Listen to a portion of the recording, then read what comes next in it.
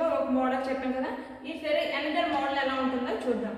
Okay, so question ఏంటి ఇచ్చాడు, solve 1/7x plus 1/6y equal to 3 and 1/2x minus 1/3y equal to 5. So రెండు equations ఇచ్చాడు. So మనం ఏం చేయాలంటే find x y values find out చేయాలన్నమాట. Find x and y.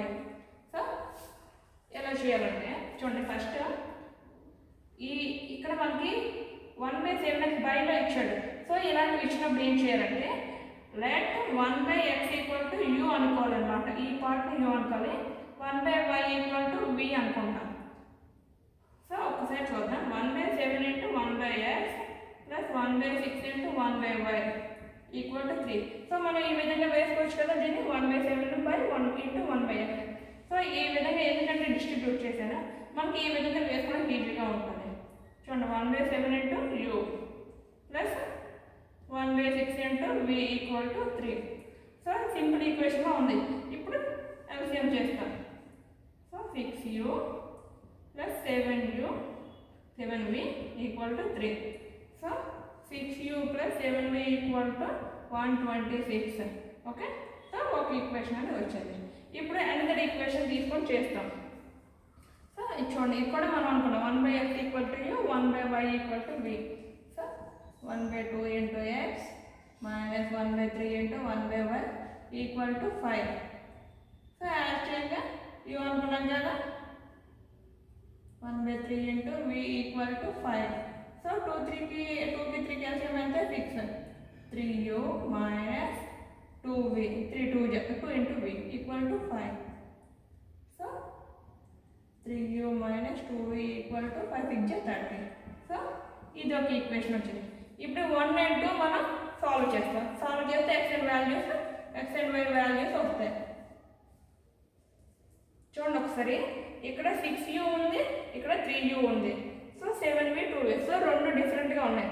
So మనం ఏం చేద్దామంటే ఈ సెకండ్ ఈక్వేషన్ని 2తో మల్టిప్లై చేసుకుంటాం. ఎందుకంటే 2 3 6u.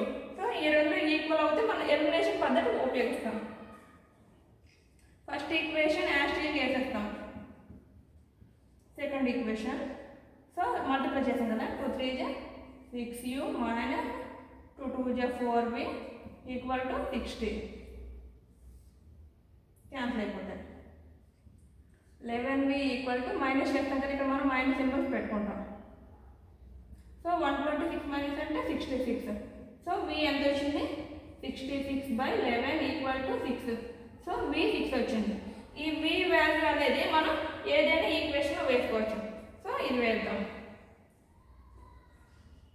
Put v equal to 6 in equation 2. So చూడండి, 3u మైనస్ 2v అంటే ఎంత 6 అనుకున్నాం equal to 30. 3u minus 12 equal to 30. 3u equal to 42 అంటే ప్లస్ మైనస్ 12 అంటే వెళ్తే ప్లస్ 12 అంటే 42. u equal to 14. సో 14 42.